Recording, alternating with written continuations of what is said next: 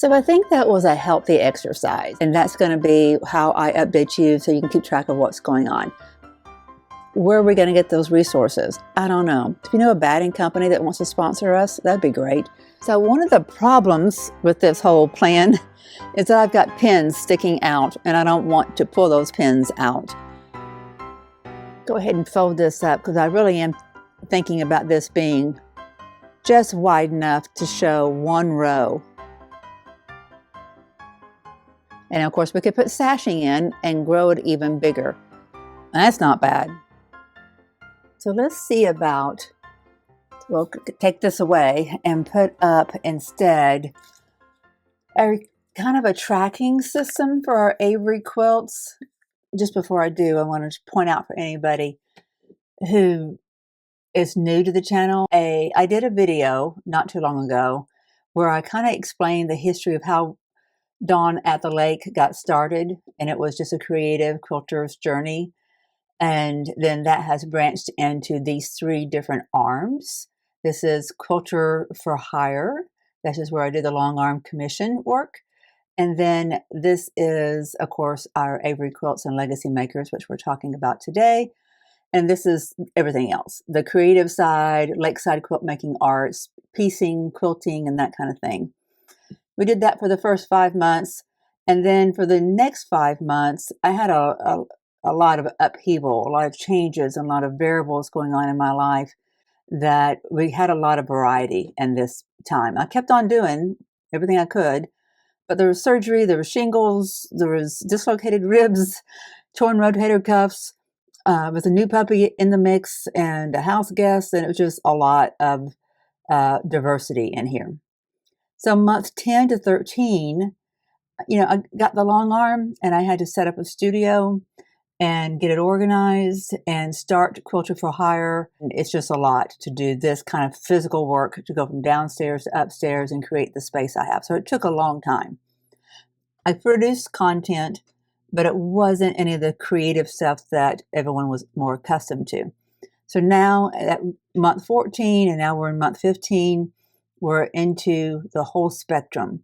The studio will continue to change over time, but we're set up that we can continue piecing and top making, legacy makers for the Avery quilts and the Quilters for Hire. So that's where we are, and that's where we're going to continue. So I'm going to take this away, and we're going to use this, at least for now, to at least get started on making a report for Avery quilts so we can kind of keep track of where we are and what we need.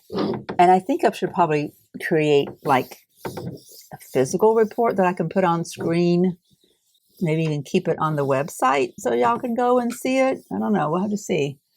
Need to think about that. I welcome ideas all day long, all day long. So that's still kind of wet. I'll probably put too much of that cleaner on there. Let me dry that off. So we're just going to get started thinking about this. What do we want to do? This is hashtag. I think it's still too wet. It is.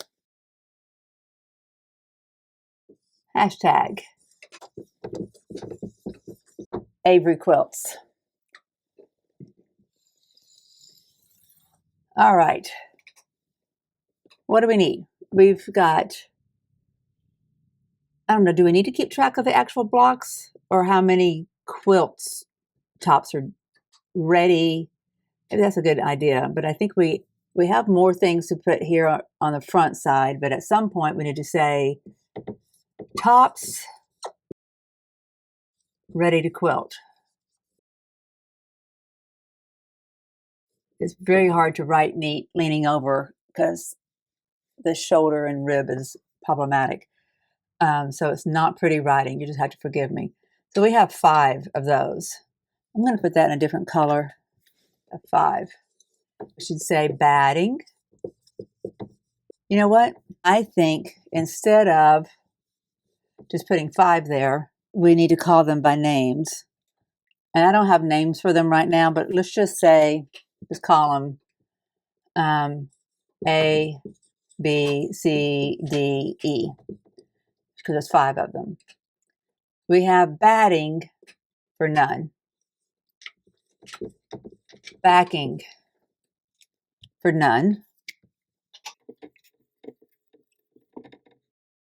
Thread, I'm not even going to put on there. And then binding. This is stretching me. Oh, I'm not going to put zeros there because that's really hard on my everything, my shoulder and rib. Okay, so what do we need over here before we get to a quilt top? We're going to say, let's call it blocks to piece. I think once we work together to create our subgroup of blocks that will go together to make a quilt, we'll list out how many that is. We're starting with a different letter. We've got A through E that's already done and ready. So F, we know we have at least one quilt that's going to be really cutesy. Okay, we know we're going to have one that is the Camille Roskelley Applique one. And I can't remember the style of some of the other blocks, but I bet you there's at least F, G, H, I, J. So for right now, I'm just putting 1, 2, 3, 4, 5 more up here. We got to get it from blocks to piece over here to tops ready to quilt. So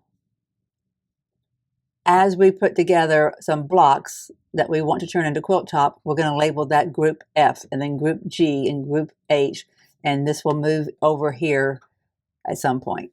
So yeah, this is going to have to turn into an Excel spreadsheet because there's going to be a lot of, it's going to be very dynamic, right?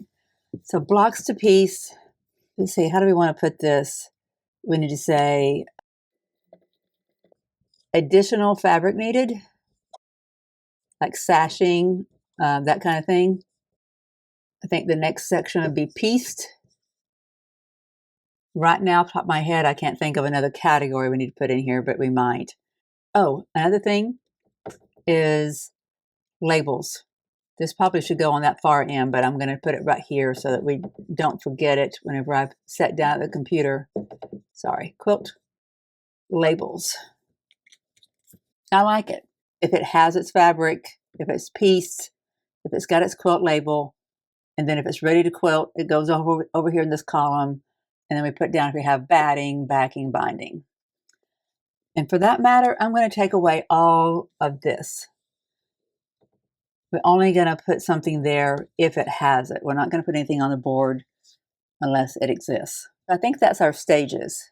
Oh, no, it's not our stages.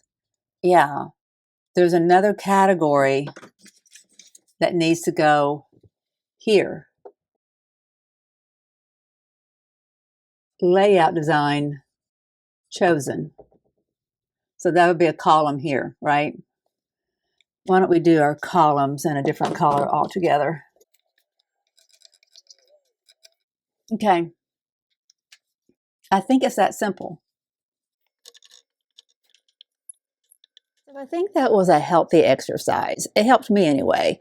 While I was editing this little clip that you just saw me do with you, I thought, okay, how am I going to handle this so that I can keep it updated and you guys can see the progress?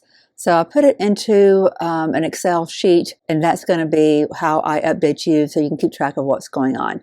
So you can see the progression and see where we are and see what the needs are as well. So the same post office box that I have for sending your blocks to is where you can send anything. I mean, you can send a gift card, you can send batting, you can send backing, you can send your quilt labels, anything. I just love the idea about how this is a really good community effort coming together here. Like, none of us really know each other, right? But we understand the need, and we can get behind that. And we just have a need to create, and this gives us something of purpose to do with them, to bless people, to provide them some comfort in the waiting. So I'm pretty excited about where we're going with this. It made me feel good just getting to the point where we needed a spreadsheet, right? The first quilt that we're working on, is going to be this applique one. But we're going to jump pretty quickly over to all the others. But before we do that, we got to get that design wall all prepared so that we can put up our blocks and kind of play with them a little bit. Because I want to take a look at our other blocks that we got You know, just such an enormous gift that came from that one anonymous donor. So we'll just see where this goes, right? We'll just see. But don't forget, we have other quilts in the works. Just a preview of the color schemes. So as you're thinking about what blocks you're going to send, if you say, oh, I think she's got just enough, almost enough, but she needs more of this or that, then you'll know what to send in. But also, you can start a whole new grouping of another top altogether. You don't have to look at these and say, oh, I want to add to that group or that group or that group. Because some of these groupings is quite sufficient for a top, right?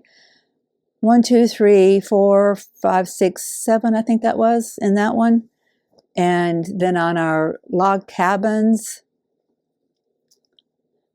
1, 2, 3, 4, 5, 6. Those are clearly 12-inch.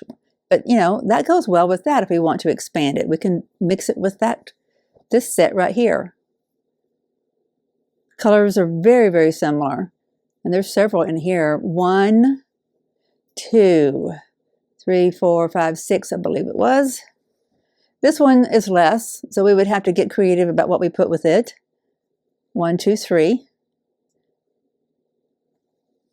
Colors are more warm, kind of heathered. This set is all of our stars, I think. 1, 2.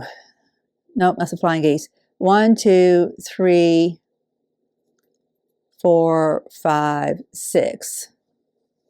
6 of those. So again, we've got lots going on. And then we've got berries too, and we have Vicky's.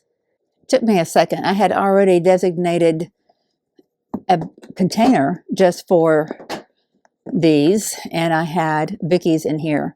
So you can see just how cute Vicky's are going to go with berries. So I'm going to lay these out for you on another day, another video. I'll get you back to the one you were watching now. And now I have in my possession, let me show you. I have 2 packs of this. It's called Plantational Grinding Natural. I don't know why that's the name of it. Grinding Natural Cotton Quilt Batting. Why would it be called grinding? I don't understand. Plantational is the brand name. Doesn't make sense. Anyway, there's 2 of these. It was pretty dang cheap. So I hope it would be good enough for what we need on the design board. But if it looks like it's decent quality for a quilt, we'll use it that way too, because it was cheap enough. But guys, I got to sample a wonderful quilt batting. What day was it? Last Thursday. I went by my mentors. She's got a brick and mortar site for her long arm business, and you know, she does really good business because she's been doing it over 30 years in the market. So she's well known and you know well frequented by all the quilters around here. And so she had been telling me about this one bamboo product called Windland. Oh my gosh, it feels like silk. I need to get some scissors on this. Hang on. It feels pretty decent, actually. I'll put it on the screen what I paid for this and how much it is. It doesn't feel too bad. It's just kind of what I would have thought that batting felt like back in the 90s. Because I was kind of surprised about what batting had turned into when I got back into quilting a couple of years ago. It's just different, you know, leaps and bounds above what I had access to in the 90s anyway. This feels pretty good. It's kind of an off-white, so you wouldn't want to put it behind a pure white quilt. And this first quilt that we're going to be working on is going to have a lot of white in the front, so we're going to want to use something a little bit nicer than this, a little bit whiter anyway. And I have some, I think,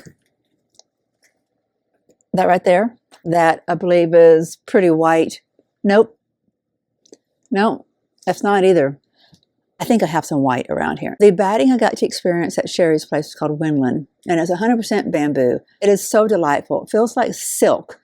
And I got to touch, she had a quilt there that she had finished, and it was like a baby quilt, so it wasn't very large. Felt like a cloud. It was just amazing how wonderful that quilt felt. I can't explain it. It felt like it had been washed for 1,000 years. And it just so pliable, just beautiful, just really worth it. If you want something that really feels good, I'm telling you, your battings matter. And that's something for us to keep in mind. If we care about these children having a good, comfort in their waiting, where are we going to get those resources? I don't know. If you know a batting company that wants to sponsor us, that'd be great. So this is certainly going to be good enough for us to get up here on this design board. I'm going to have to piece this together in order to make it happen, which is going to take me a minute or two, but we're going to get this up there on that design board today. And then I'll be ready to start playing with things. I feel comfortable covering up that Mars quilt because I just did a little video that you'll see tomorrow. And that's going to be about the Mars quilt and a little addition that I'm making to the area around just the settlement itself. I think we need an internal binding, or maybe you might even want to call it a flange. I'm not quite sure how I'm going to handle that. And I'm not quite sure if I've locked onto just the right color that I need. I'm in the ballpark, but I need to give that some more thought. But before I get back to it, we're going to move along this project a little bit because I'm anxious to see our Avery quilts get to that next step. I want to fill up this board and get things moving. So hang on, let me show you that real quickly. No, quickly for you. Now this is in your way. Let me move it a little bit. So what I wanted to do was to protect all these pieces from the quilt batting, because I feel like when I take that quilt batting off and on, or roll it up to the other side, or however I'm going to handle that, I've got some thoughts about how to do this on an ongoing basis. But how I'm handling it right now is that quilt batting needs to come off and on so I can get to the Mars quilt, or I will never advance it, right? So I think if I cover it with a sheet, and this is a king size sheet, so it should be plenty large enough, right? This should be big enough that we can go over the entire design board, and this won't stick to and cause the friction to pull the pieces away from the batting that is on here, like I think the batting would if I were to just pull it away. I think I would end up with all my little puzzle pieces on the floor. And if you've ever put a puzzle together, that could be quite frustrating. So let's get this up on the wall. So one of the problems with this whole plan is that I've got pins sticking out and I don't want to pull those pins out. So as we're experimenting, we're going to want to work just in the center here where there's no pins. There's a few other areas where there's no pins, but mainly we're going to want to work on our Avery quilts in this section.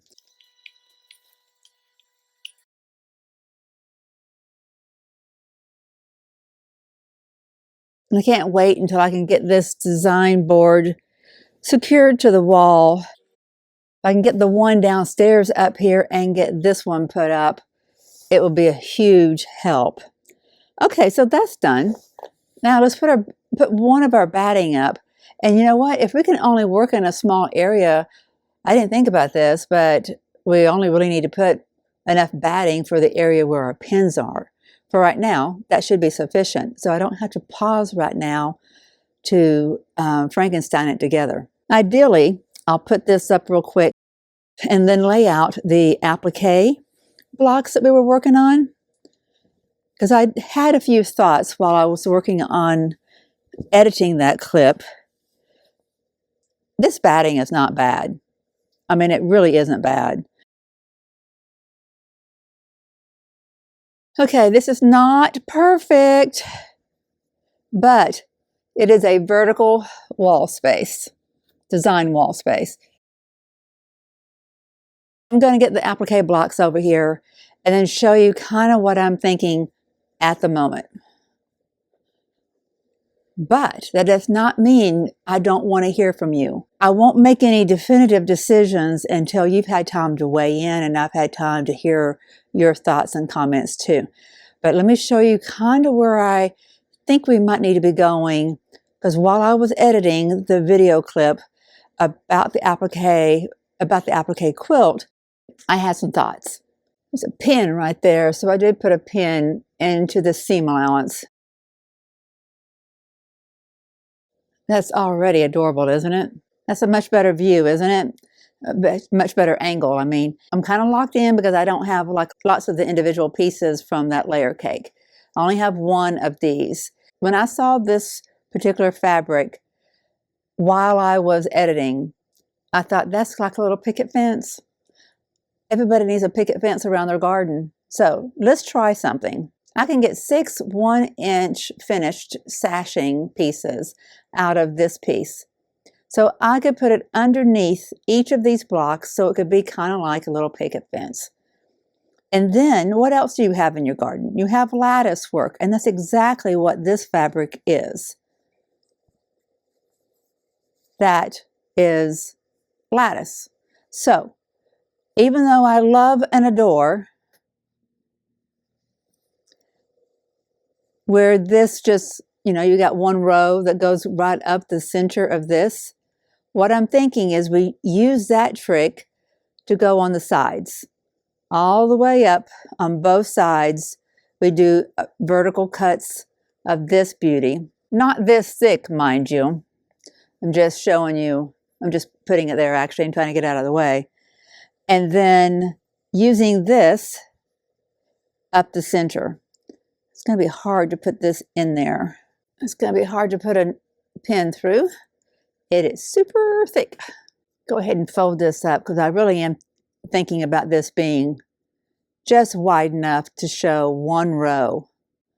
However, that presents a problem that we are, still currently dealing with. And that is the fact that this is a decent length vertically. It is not a decent length horizontally. It's only, 24, 25, 26, 27 inches. With put a little binding on, you're 27.5 or whatever, right? It is, how can we grow this if it looks like this? If we all agree that this looks good. Lattice work climbing down the center. You've got your picket fence underneath each of the blocks. And then you've got this on your sides, either side. So it's kind of bordered with this. We could do another just on the outside edges, just like this one is, another border. Don't know what that is yet. We can always just get this put together and then do this. So we would have picket fence underneath here and under here, here, here, and here, but not on top. So we can think about how we would handle that. I'm not there yet. I am liking this from what I'm seeing up close, but I wanted to show that to you. I'm also willing, emblazon that in your mind, okay? I'll take a still shot of it so I can put it on screen while we look at the next configuration. Because with this configuration, we're, like we said, we've got the problem, the obstacle of a narrow width. And that's fine if you're, a 2-year-old or 3-year-old, and this can go to a child that young, that's fine. I think that this might bring more joy to a little bit older child or an older pediatric, patient, adolescents or teenage years. Who knows? Regardless, I just think that you want something a little bit bigger. You want it to go over your lap. You want to snuggle up with it. You want to be able to put it over your shoulders and have a little bit excess, right? So let's look at another option. The configuration that I'm coming up with at the moment is not one that includes sashing. We would have an extra that we could put on the back of the quilt. If we piece the back, maybe put this one on the back, just because this one is more similar to that. And I like that this is different from each of these. So we get we've got 3 that have a round bloom, right? So take one of the round blooms and put on back. And this one is the one that's different, most different from the other 2. So with this configuration, we could fill in with some of my 10-inch squares. And I'm just picking randomly. I don't have an ulterior motive to what I'm doing. Now, you know what, guys? I was telling you the wrong measurements before because I was telling you it was going to be 27 inches, but that was based off these being 12 inches, and they're not. They're 10 inches. So it would only be, that previous layout would only be 23 inches. So not even 2 feet. Now we're looking at 30 plus any border we do. It'd be a 30 by 30 square. And of course, we could put sashing in and grow it even bigger. I don't know if I have another one of those big florals to put in there. Kind of rearranged that a little bit because I was thinking this is a little heavier, put it on the bottom. And then these are two neutral backgrounds and these are two blue backgrounds, to put them opposite of each other. So that's the only rhyme or reason that I was applying there. The good thing about this is that it is a 30 by 30.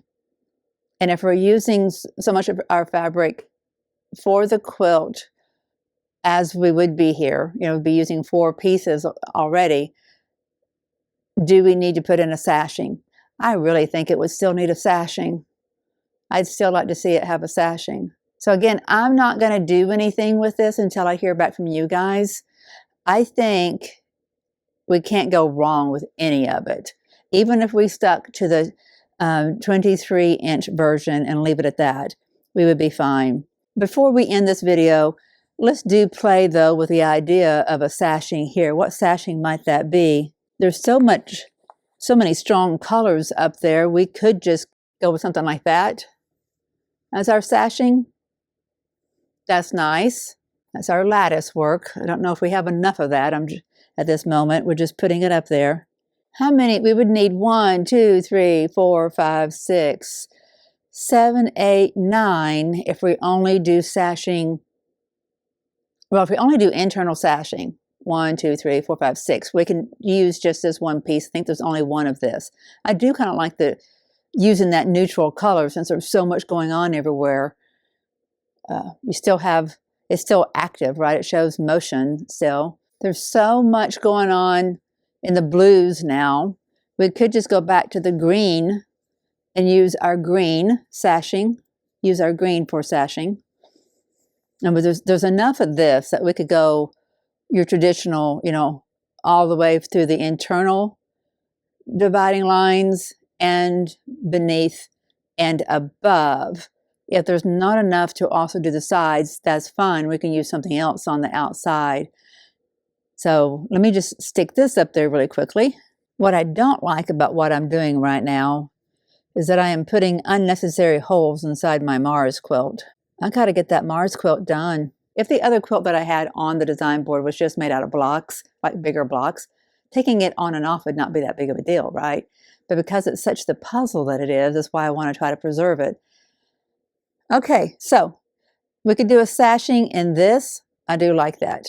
And I also like this one, but I don't have but one square, 10-inch square of it. Now I did pick the big florals for here just because I thought it would be good to have a lot of bigger interest on these blocks instead of dense interest.